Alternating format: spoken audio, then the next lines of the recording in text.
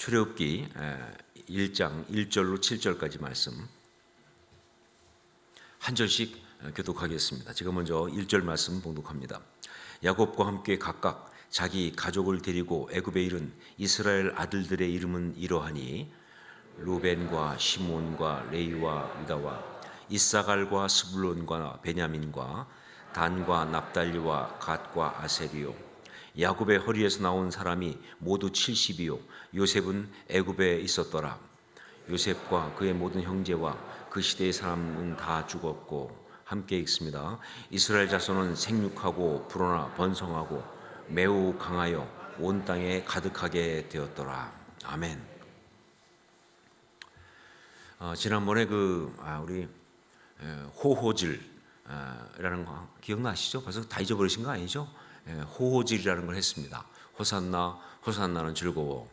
그러니까 이 비대면 상황이어서 어쨌든 성도님들한테 좀 기쁨도 주고 또 같이 더 교제하기 위해서 그래서 만든 특별한 프로그램인데 정말 뭐 여러분 어떤지 모르겠지만 전 정말 좋았습니다. 너무 감사했고, 그런데 그 호호질의 세 번째 시간에 그때 그 마흔파이브라고 하는 유명한 찬양 그룹들을 불러서 그래서 이제 CCM 나잇을 했잖아요. 그런데 거기에 이제 좀 더 현장감 있게 자기가 이제 원하는 찬양, 함께 하고 싶은 찬양을 막 신청하도록 했는데, 그런데 성도들 중에서 이 요게벳의 노래를 하자고 요청한 분이 굉장히 많아서 처음부터. 그런데 이 마흔파이브가 아마 준비를 못한 것 같아요. 그러니까 그냥 왜냐면 그렇잖아요. 뭐 무조건 다 할 수 있는 그런 뭐 만능은 아니니까. 그래서 그냥 이 마흔파이브가 아주 지혜롭게 그 요게벳의 노래 부르자는 것을 깔아뭉개기 시작했어요. 그래서 뭐 그냥 못 본 척, 안 본 척. 그러니까 막 성도들은 계속 또 뭐 어떤 분이 한번 얘기했는데 또 딴 분이 또 얘기하고 뭐 또 딴 분이 계속 하여간 이 라이브 채팅으로 요게벳의 노래를 하자고 그걸 함께 하자고 막 올라오는데, 이걸 보니까 제가 정말 담임 목사 입장에서 도저히 가만히 있을 수가 없더라. 그렇잖아요. 이 민원을 해결해야 되는데, 그렇죠? 성도들의 그 간절함을 제가 어떻게 무시하겠어요. 그래서 저도 라이브 채팅으로 그때 이제 준비가 안 돼서 뭐 또 물론 마흔파이브도 그때 준비가 안 돼서 얘기했지만 그것을 준비가 안 된 것 같으니까 대신 주일 헌금 찬양 때 꼭 하도록 하겠다라고 하는 공약을 내걸었어요. 뭐 제가 대통령 선거 나가는 건 아니지만 공약을 딱 내걸었는데 또 그 많은 성도들이 그것 때문에 또 정말 굉장히 감사해하고 막 그러는 상황이 된 거예요. 약간 걱정되더라고요. 공약을 걸었는데 그냥 안 하거나 또 이것까지 뭉개면 어떡하나 막. 그런데 마흔파이브가 그 상태에서 회개하고 그리고 그 다음 주일 바로 헌금 찬양으로 요게벳의 노래를 함께 불렀습니다. 정말 감사했고요. 또 은혜를 많이 받았습니다. 자, 근데 그 일을 겪으면서 저 생각해봤습니다. 왜 성도들이 그렇게 다른 노래가 아니고 요게벳의 노래를 그렇게 원하셨을까 하는 것이죠. 물론 뭐 다른 것도 많이 원했지만 특별히 이 요게벳의 노래를 더 많이 원하신 이유가 뭘까?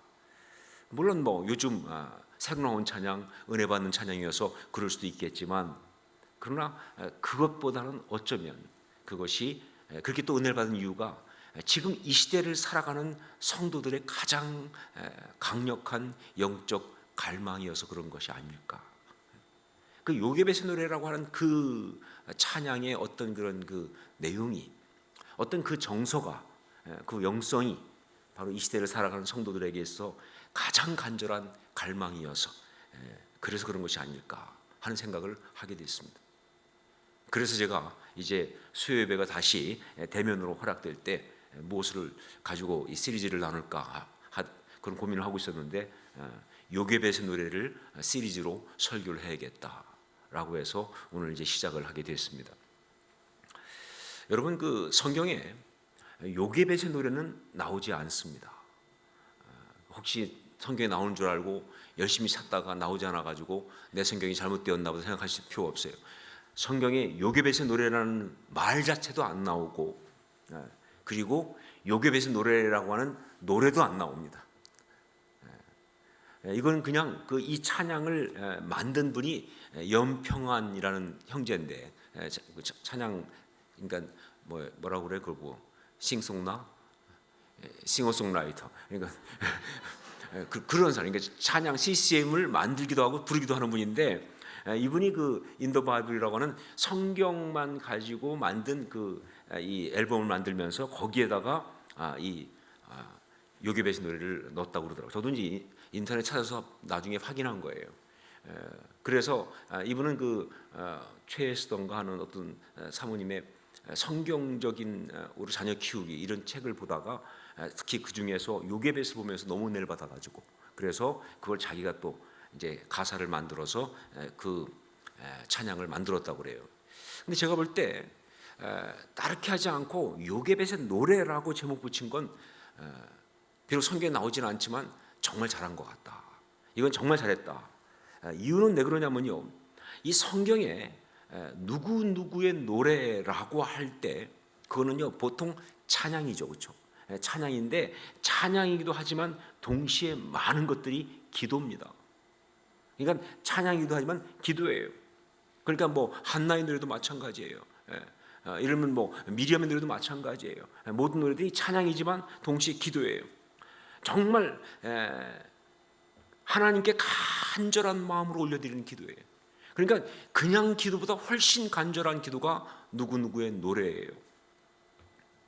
그러면서 동시에 그것이 단지 그 사람만의 기도로 끝나는 것이 아니라 이제 오고 오는 세대의 모든 사람들, 하나님을 동일하게 하나님으로 섬기고 있는 모든 하나님의 자녀들이 삶 가운데서 함께 드려야 될 어떤 기도의 모범 같은 그런 것으로서의 기도를 보통 노래 이렇게 말하는 거예요.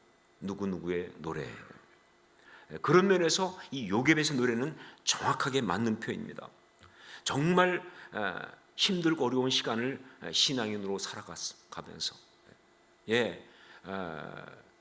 힘들고 어려운 시대를 신앙이 살아간다는 것, 그거는 그때나 지금이나 똑같은 거 아니에요. 정말 이 죄가 이 땅에 들어오고 영적 전쟁이 벌어지고 있는 상황 속에서는요 있을 수밖에 없는 이야기죠. 그런 힘들고 어려운 시간을 신앙을 살아가면서 그냥 추상적이거나 무슨 굉장히 이상적인 것이 아니라 너무나 구체적으로 다가오는 삶의 어려움, 영적인 어떤 핍박이라고 하지만 그게 무슨 어떤 신앙적인 대단한 것이 아니라 그냥 살아가는 이야기예요. 그냥 먹고 살고 자녀 키우고 가족 지키고 그 가운데 아름답게 제대로 정말 하나님 맡기신 사람들을 섬기며 살아가는 그 이야기예요. 그런 어떤 일을 하는데 그게 쉽지 않다는 거죠. 그게 너무 어려운 거예요. 그게 만만하지 않은 거예요. 그렇기 때문에 거기서 신앙인으로서 의지할 분은 하나님 한 분밖에 없는, 그렇죠? 정말 신앙인으로 우리가 의지할 것은 하나님 한 분밖에 없는 그런 상황 속에서 정말 그래서 하나님을 의지하고 나가는데, 그런데 그때 하나님께 드리는 그의 믿음은 너무나 연약하고 무력하다 하는 겁니다. 여러분, 솔직히 우리가 믿음 그러고 믿습니다 그러고 어떤 데 힘 많이 주고 심지어 어떤 데는 시옷을 3개씩 붙이고 믿습니다 이렇게 해도 우리가 알잖아요. 얼마나 연약한지, 얼마나 무력한지. 고쳐주실 줄 믿습니다 하지만 얼마나 이게 무력한지. 그런데 우리는 그것밖에 할 게 없잖아요. 그게 신앙인의 이 현실적인 고통 앞에서의 모습일 수밖에 없는 거예요. 그래서 그런 무력한 몸짓으로, 정말 그런 무력한 믿음으로, 그렇지만 하나님 앞에 기도하면서, 왜? 그것밖에 없으니까, 그것밖에 자기가 의지할 것이 없으니까 그렇게 하나님 앞에 버티고 나가는데, 놀랍게도 사실은 그걸 통해서 하나님의 역사를 바꾸는 위대한 일들이 이루어져 가고 있다고는 신비로운 이야기, 그게 바로 요괴벳의 노래예요. 요괴벳은 꿈에도 생각 못했을 거예요. 자기가 지금 이스라엘 백성을 출애굽시키고 이 땅 가운데 하나님의 그 신앙을 선포하는, 열방을 구원하는 그 귀한 역사를 감당하는 그 엄청난 일의 가장 중요한 부분을 감당하고 있다는 사실을 꿈에도 몰랐을 거예요. 그냥 자기 아들 하나 지키고 싶었을 뿐이에요. 그래서 그 아들을 지켜달라고 하나님 앞에 기도했을 뿐이에요. 그런데 하나님만 바라보고 순종한 그 순종 때문에 그녀는 자기도 모르게 그 연약한 믿음 가지고 그 엄청난 하나님 역사를 감당했다는 그 이야기가, 그것이 바로 요게벳의 노래입니다. 우리가 그 얘기를 좀 하려고 하는 거죠. 그래서 이번에 그 요게벳의 노래 전체를 이어가고 함께 나누기 위해서 출애굽기 1장부터 3장까지를 가지고 은혜를 나누려고 합니다. 왜냐하면 출애굽기 1장부터 3장까지 얘기가 사실은 다 뭐예요? 요게벳의 노래 이야기예요. 정말 이 요게벳의 노래 이야기는 말씀드린 것처럼 어떤 영적 싸움이 있어요. 그 싸움 간에 악한 것이 하나님 백성들을 공격합니다. 하나님을 공격하는 마음으로, 하나님을 공격하기 위해서 하나님의 백성 공격해요. 그때 하나님께서는 당신의 백성을 구원하기 시작합니다. 그런 가운데 정말 중요한 건 뭐냐? 하나님께서 구원하시도록 그 하나님의 사람이 그 가운데서 믿음으로 하나님을 바라봐야 돼. 하나님이 역사하실 수 있도록 하나님의 사람이 믿음으로 하나님을 바라보고 의지해야 되는, 바로 그 이야기가 이 출애굽기 1장부터 3장까지 나오는 이야기거든요. 뭐 뒤까지 다 이어지지만 특별히 그 중에서 이 모세라고 하는 인물, 태어나는 배경, 태어나는 순간, 그리고 그가 그 어머니의 그 기도로 인해서 어떻게 돌아오는지까지. 태어나고 끝난 거 아니죠, 그렇죠? 그가 나중에 어떻게, 뭐 저는 그냥 상상력을 동원해서 이렇게 생각합니다. 호렙산 떨기나무에서 하나님께서 모세를 부르셨을 때 다 삶에 실패하고 남은 것도 없는, 그야말로 살아있으나 죽은 것 같은 그런 80된 모세를 부르신 그 이야기는요, 사실은 그 80년 전에 그 어머니 요게벳이 방주를 띄우면서 기도했던 기도 때문에 시작된 이야기예요. 그게 바로 요게벳의 노래입니다.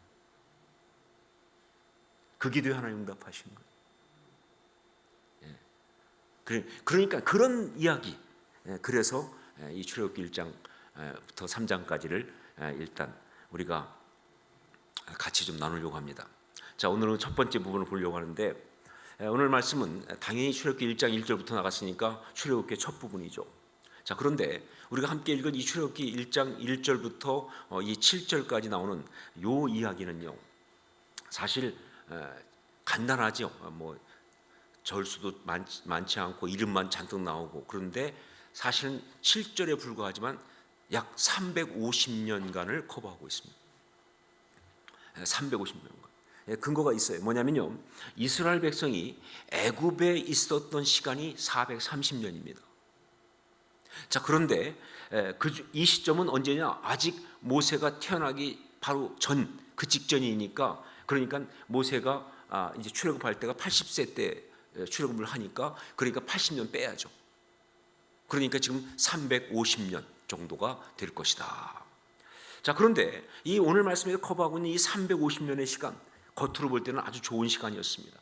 실제로 마지막에 7절 보면요, 굉장히 좋은, 이스라엘 백성들은 아주 생육하고 뭐 강성해지고 뭐 이런 얘기 쭉 나오지 않습니까? 보십시오. 이게 얼마나 좋은 시간이었는지 단적으로 나타내는 게 바로 숫자입니다. 자, 70명이 들어갔어요. 애굽에. 야곱과 함께 들어간 이스라엘을, 야곱의 자손 남자들이 70명입니다. 남자들만 얘기하는 거예요. 70명이 들어갔어요. 그런데 나중에 출애굽해서 나올 때, 즉 430년 만에 나올 때는 얼마였느냐? 60만 명이 넘었다. 60만 명이 넘었다. 민수기 1장 46절 보면요, 출애굽 후 시내산에서 숫자를 계수했는데 남자의 수가 정확히 60만 3,550명이었으니까 60만 명이 넘었다. 70명이 들어갔다가 430년 만에 60만 명이 넘는 숫자가 나왔어요. 몇 배? 무리인 거 알고 있어요. 계산이 안 되죠, 그렇죠? 제가 계산해 왔습니다. 9,000배. 정확히 말하면 8,622배. 뭐 정확한 건 원래 없지만, 약 9,000배가 늘었어요. 여러분 어디 인구가 그렇게 늘어갈 수 있어요? 아니 70명이 갑자기 400몇 년 만에 60만 명이 넘는 인원이 있다는 거예요. 남자들만. 네. 자, 뭘 말하고 있느냐? 이것이 두 가지 예를 말하고 있는 거예요. 한 가지 뭐냐? 무엇보다 삶의 환경이 굉장히 좋았다는 겁니다. 그 당시 그 애굽은요 다른 지역과 비교할 수 없이 좋은 환경이었어요. 지금 먹고 살 게 많다 그 말입니다. 다른 데는 정말 막 자연재해도 많고 뭐 막 그랬는데 애굽은 그래도 굉장히 진짜 나일강이 정기적으로 범람하면서 막 그러면서 곡물이 나오고 하니까 굉장히 아주 좋은 환경이에요. 더군다나 이스라엘 백성이 거했던 이 고센 땅은요 나일 삼각주 북동쪽에 있는 아주 기름진 곳입니다. 또 이 삼각주 그러면 또 우리가 또 남해일 같지 않죠. 우리가 낙동강 삼각주에 살고 있기 때문에 그렇죠? 그러니까 우리 이 동네 같은 거예요. 맹지 같은 거예요. 굉장히 기름져요. 뭐 여기도 많이 잘 되잖아요. 뭐든지 하여간. 그러니까 굉장히 좋은 환경에서 그들이 있었다는 거예요. 그러니까 그렇죠. 안 그러면 다 굶어 죽고 그러면 병들어 죽고 그러면 이 뭐 늘어날 수가 없잖아요. 그렇죠? 자, 단지 그러면 좋은 환경이었다는 것만이 아니라 또 한 가지 그 가운데서 아주 좀 제대로 잘 살았다. 즉 편안한 삶, 좀 있는 삶을 살았다는 거예요. 무슨 얘기냐? 아무리 좋은 곳에 있어도 말이죠. 그 사회 제일 하층민, 노예 이렇게 살면 그렇게 늘어날 수가 없어요. 그런데 이들은 노예가 아니라 나름대로 권리를 누려가면서 대접받아가면서 그렇게 좀 폼나게 살았다는 거예요. 얼마 동안? 바로 이 350년 동안. 적어도 지금까지 나오는 건. 자, 한마디로 겉으로 볼 때는 굉장히 좋은 시간이었고요. 그리고 편안한 성공적인 삶이었어요. 성공까지는 아니라 할지라도 적어도 문제는 없었다.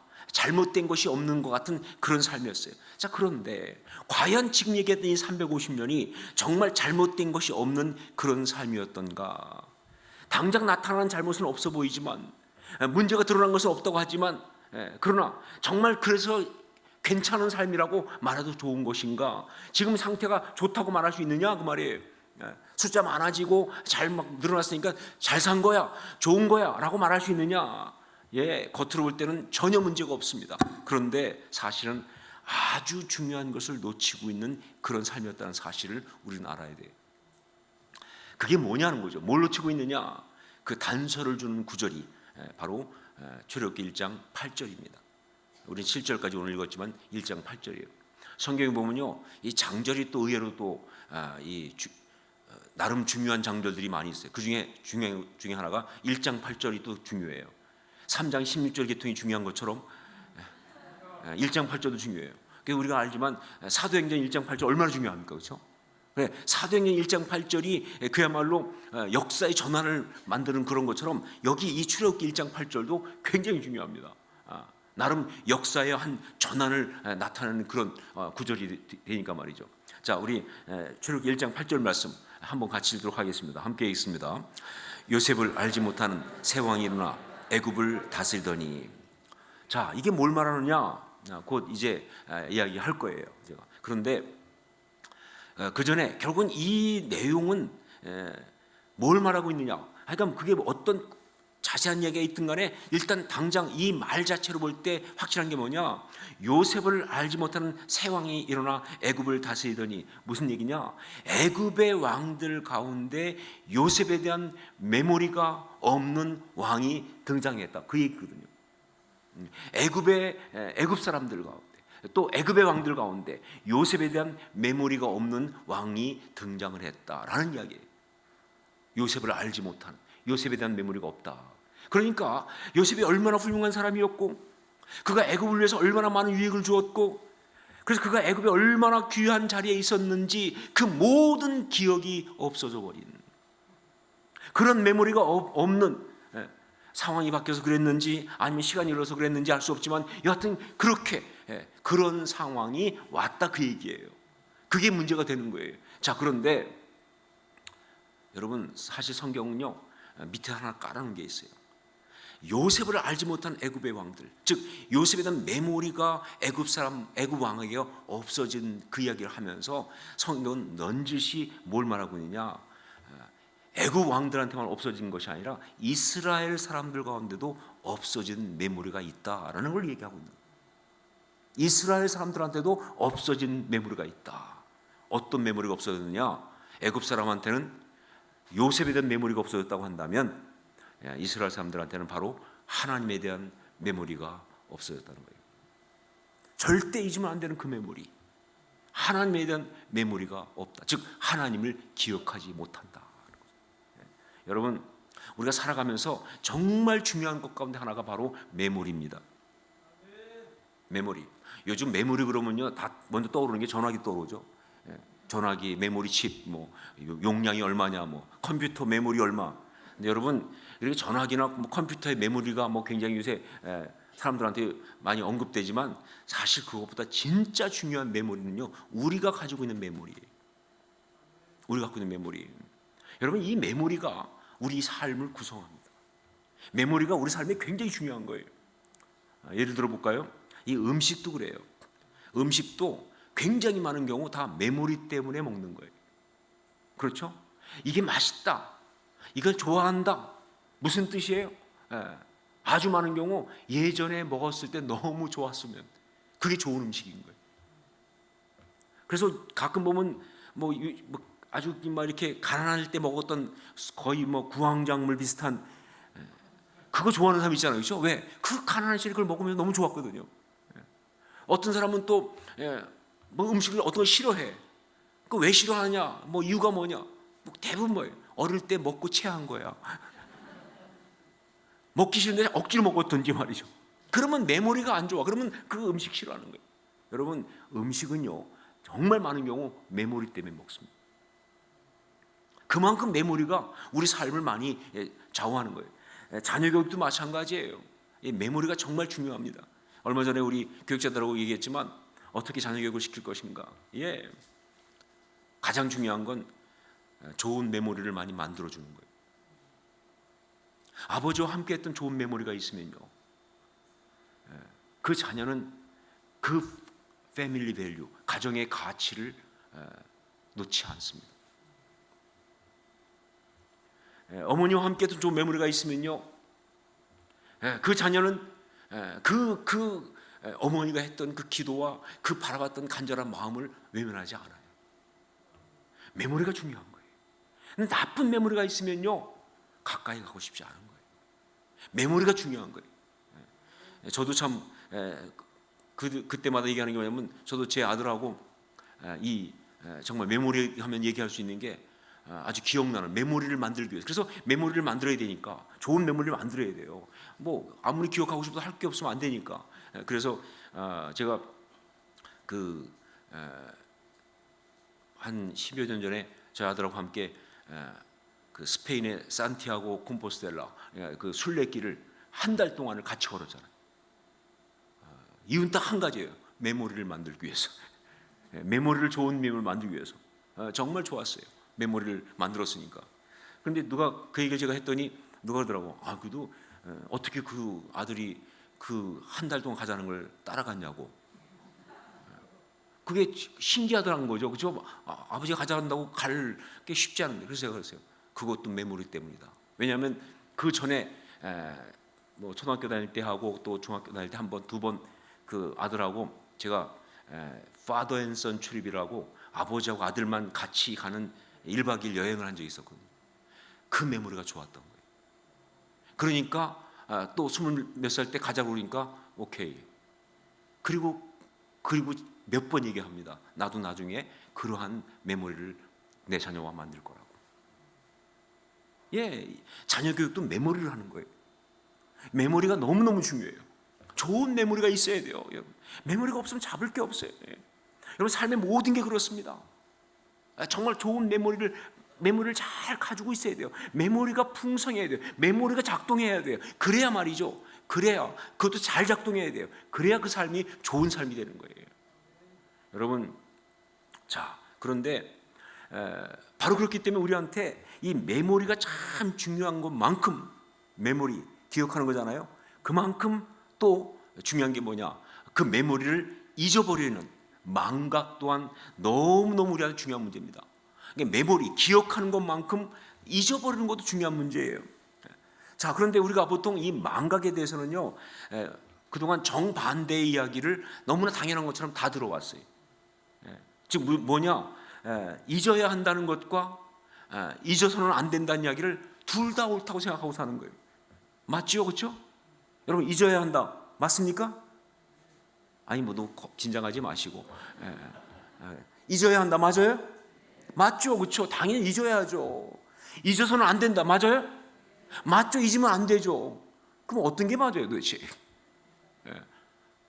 너무 다른 두 가지를 우리는 동시에 당연한 것처럼 그렇게 알고 살았어요. 자, 이건 어떻게 설명할 수 있느냐? 잊어야 한다는 것은요, 우리 인생의 어두운 부분 쪽에서의 접근한 겁니다. 그러니까 고통스러운 상처의 기억이라든가 실패의 이야기, 가슴 아픈 과거, 용서할 수 없는 쓴뿌리와 쓴물, 이것들은요 반드시 잊어야 합니다. 이 상황에서는요 잘 잊을 수 있는 사람이 승리자예요. 잊지 못하는 사람이 패배자입니다. 바로 여기서는 잊는 것이 최고의 처방이에요. 잊을 수 있는 게 능력이에요. 그래서 결론적으로 말하면 여기서는요 잊어야 얻습니다. 잊으면 얻어요. 새로운 걸 얻어요. 잊지 못하면 얻을 수가 없어요. 잊지 못하면 앞으로 나아갈 수가 없어요. 이게 바로 잊어야 한다예요. 자, 그런데 또 잊어서는 안 된다. 잊어서는 안 된다는 것, 이것은요 우리 인생의 밝은 쪽 부분에서 접근한 거예요. 자, 삶에 주어진 메시지, 은혜의 기억, 아름다운 기억, 그 삶의 목적, 존재의 이유 등등, 이 여기 연결된 어떤 이야기, 이런 것들은요 절대로 잊어서는 안 되는 거예요. 여러분, 그렇기 때문에 이런 것들은요 만약에 잊게 되면 어떤 일이 벌어지냐? 너무나 중요한 걸 잃어버립니다. 앞에 것은 잊으면 얻는데 이런 것들은요 잊어버리게 되면 너무나 중요한 것을 잃어버려요. 바로 잊음은 이름으로 간다는 것이죠. 잊음은 이름으로 간다는 거예요. 이게 중요한 포인트예요. 자, 여러분, 우리는 삶을 살아가면서 잊지 못해서 과거에서 탈출하지 못하고 그래서 새 것을 얻지 못하는 그런 잘못을 범해서도 안 되지만, 또한 특히 신앙적으로 중요한 건 뭐냐? 잊어서는 안 되는 것을 잊음으로, 너무나 중요한 것을 잃어버리는 그런 길을 가서는 절대로 안 되는 거예요. 이게 신앙인의 너무너무 중요한 거예요. 자, 그런데 안타깝게도 오늘 말씀에 이스라엘 백성은 바로 그쪽으로 갔다는 거예요. 그들은 사실 1장 1절부터 7절까지 쭉 나오는 이야기 속에 깔려 있는 거 뭐냐? 그들은 잊음으로 잃었다. 자, 그들은 무엇을 잊었는가? 무엇을 잊었는가? 우선 하나님의 은혜를 받았던 그 메모리를 잊었습니다. 하나님의 은혜를 받았던 그 메모리를 잊었습니다. 350년 동안 그들은 기도하지 않았어요. 350년 동안 그들은 하나님의 은혜에 대해서 어떤 반응도 보이지 않았어요. 성경은 나오지 않아요. 그랬을 거예요. 하나님의 은혜를 받았던 그 메모리를 잊었다는 거예요. 그리고 또한 그들은 하나님께서 주신 그 언약도 잊었습니다. 잘 먹고 잘 살았어요. 그런데 하나님이 주셨던 그 언약도 잊었어요. 심지어 말이죠. 심지어 이 요셉이 죽으면서 언젠가 하나님께서 너희들을 이 땅에서 이끌어내실 거다. 왜? 언약이 있으니까 하면서 그때 내 유고를 메고 나가라고까지 말했던 그 말까지 했던 일이 350년 전인데 그 뒤에 그들은 다 잊어버린 거예요. 하나님이 주셨던 언약도 잊어버렸습니다. 그리고 정말 중요한 것, 하나님과의 관계도 잊어버렸습니다. 하나님과 관계도 잊어버렸습니다. 한마디로 하나님을 잊었다는 것이죠. 결국 그들은 하나님을 완전히 잊은 것입니다. 자, 하나님을 잊는다는 것이 가능할까? 사실 한번 하나님을 알고 있는 사람들이 하나님에 대한 메모리를 완전히 잊어버린다는 건 그거 쉽지 않죠, 그렇죠? 불가능할지 몰라. 인간은 하나님을 잊을 수가 없어요. 인간이기 때문에.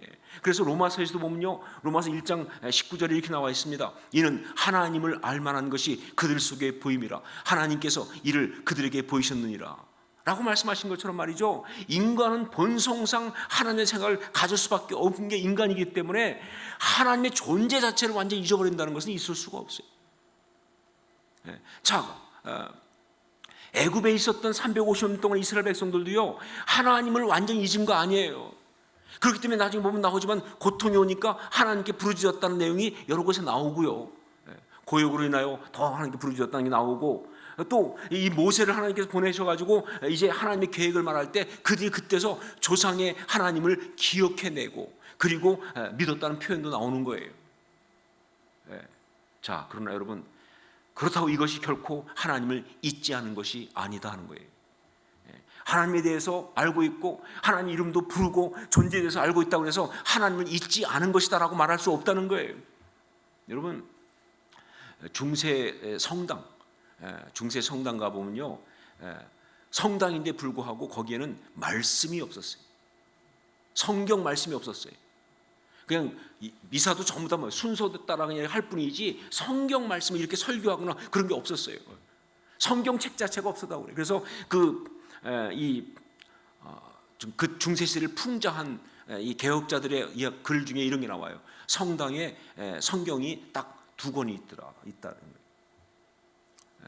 그래서 어디 있나? 물론 다 라틴어로 된 성경이죠. 2권. 그래서 일반 사람은 아예 이해도 못하고 2권이 있는데, 하나는 바로 제단 앞에 이 전시용으로 디스플레이 이렇게 앞에 이렇게 탁 펼쳐놓고 이렇게 하는 거죠. 그래서 제단 위에 이렇게 펼쳐놓은 장식용으로 하나 있었고, 그리고 또 하나는 화분 받침대로 쓰고 있었다.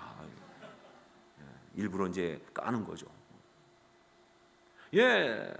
성당에 성경이 있냐? 있죠. 어디 있는데 장식용과 화분 받침대. 그건 있는 게 아니에요, 여러분. 그걸 있다고 말하면 안 되죠. 우리 성당에도 성경이 있어. 어디 장식용으로 그리고 화분 받침대로. 그건 있는 게 아니에요. 그걸 있다고 말하면 말이 안 되는 것이죠. 성경 그렇게 있으면 안 되는 거예요. 그건 말씀이 아니죠. 여러분, 하나님도 마찬가지입니다. 하나님에 대한 기억이 있다고 해서, 그 존재에 대한 기억이 있다고 해서 하나님을 잊지 않은 것이 절대로 아니라는 거예요.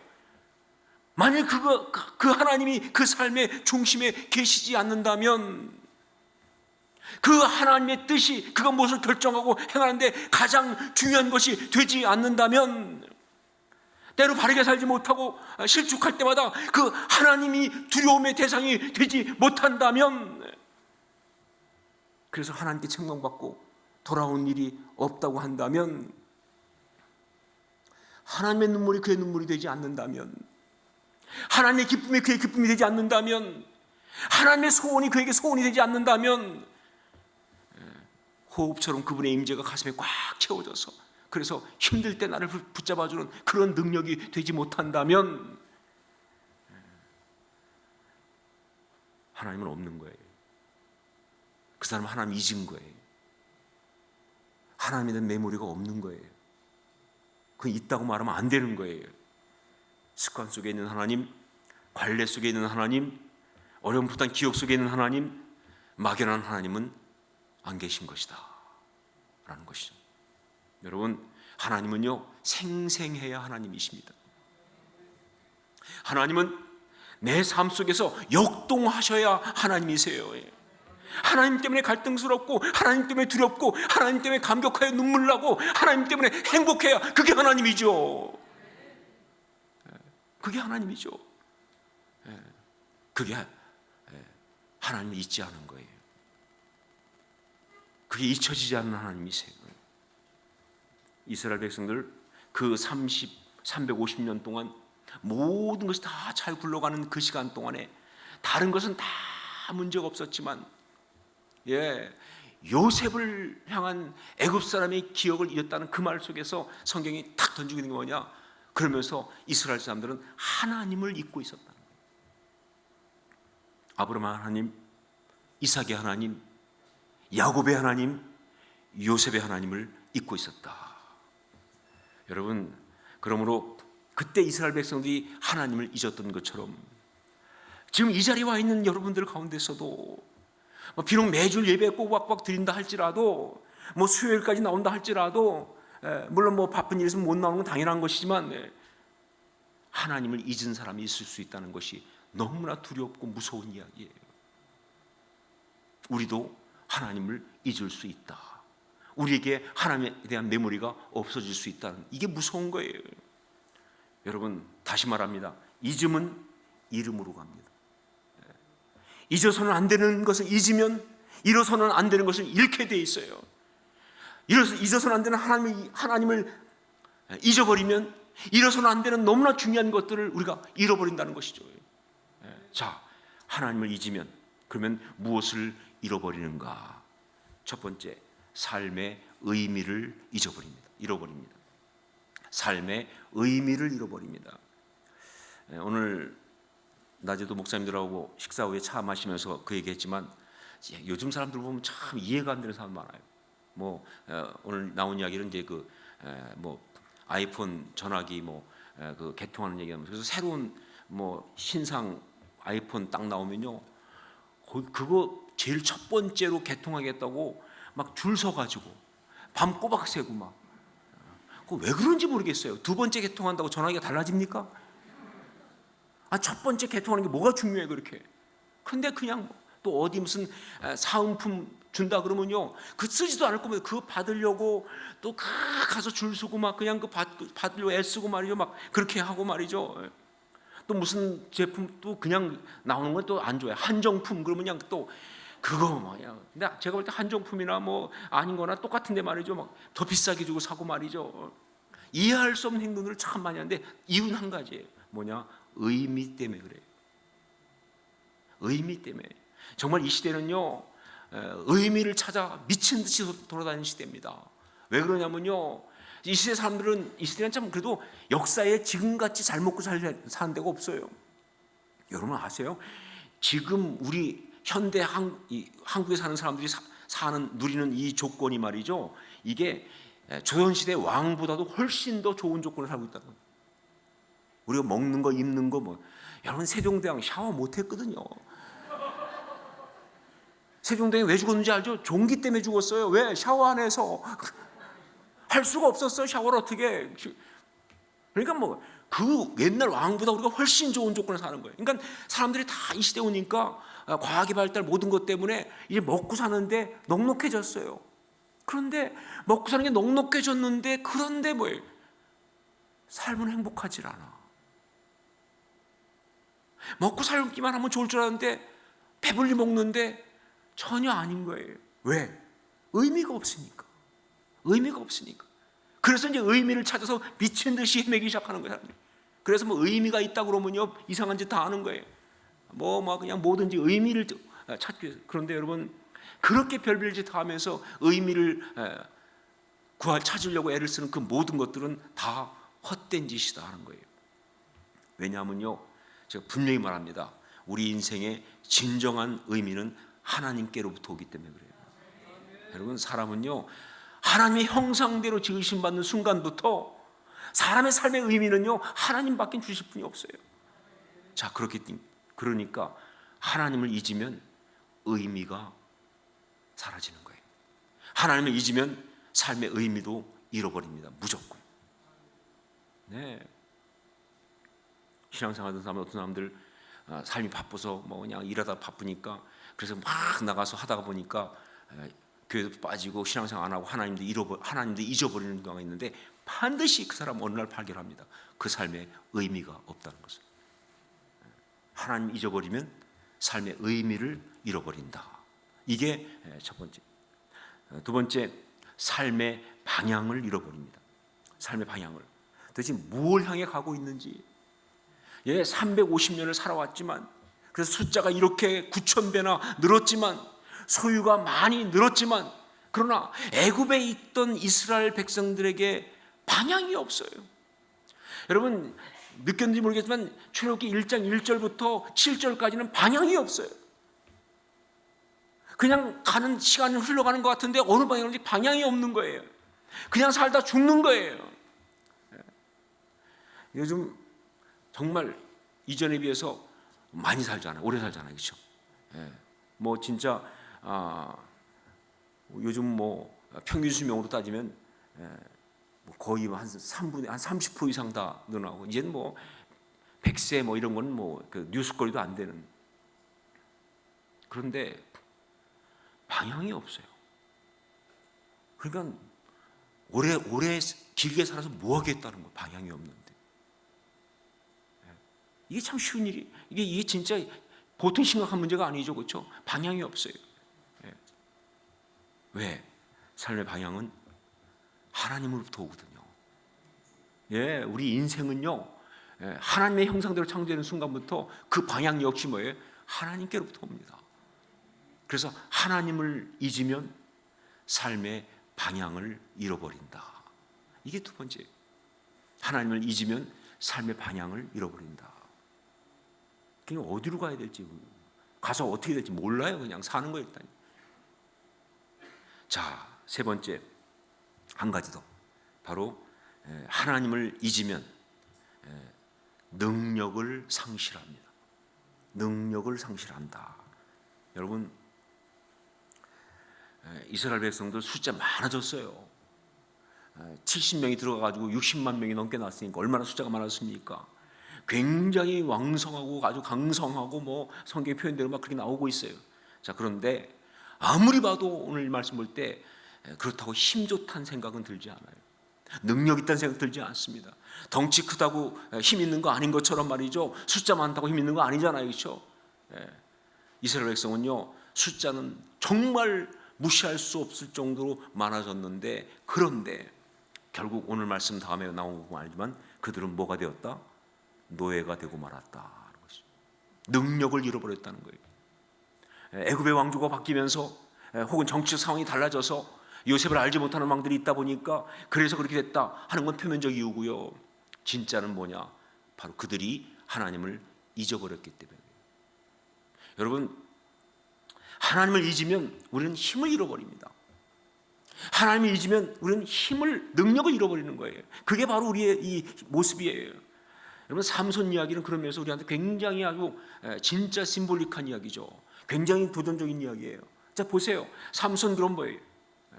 우리가 알지만 힘센 장사잖아요, 그렇죠? 얼마나 힘이 센지 말이죠. 뭐.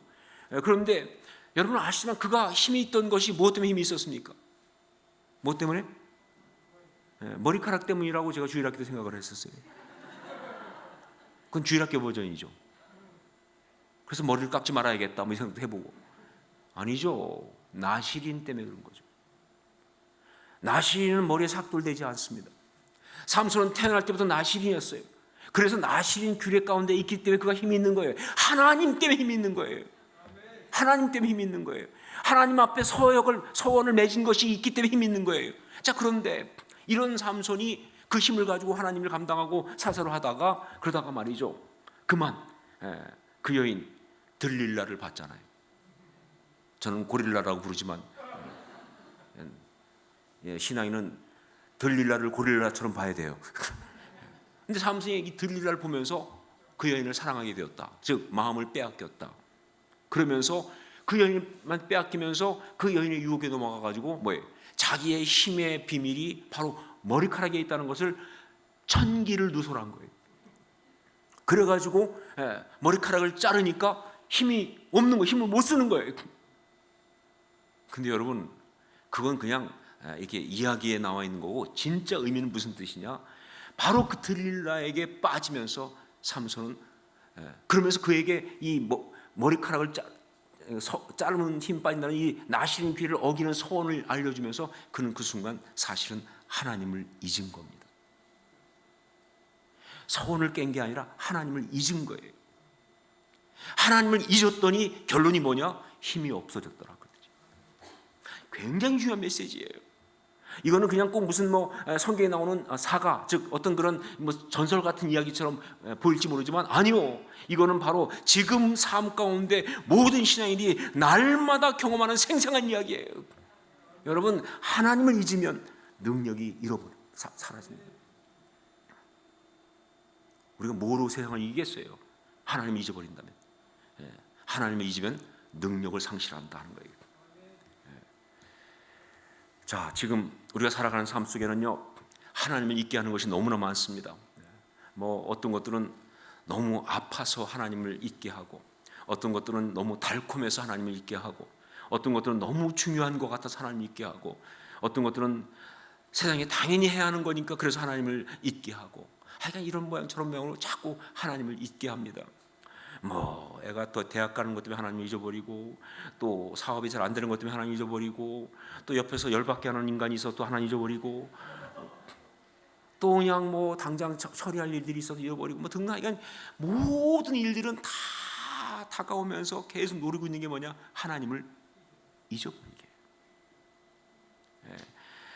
그런데 여러분, 우리가 신앙이라면 이 순간 기억해야 돼요. 잊음은 뭐예요? 어디로 간다고요?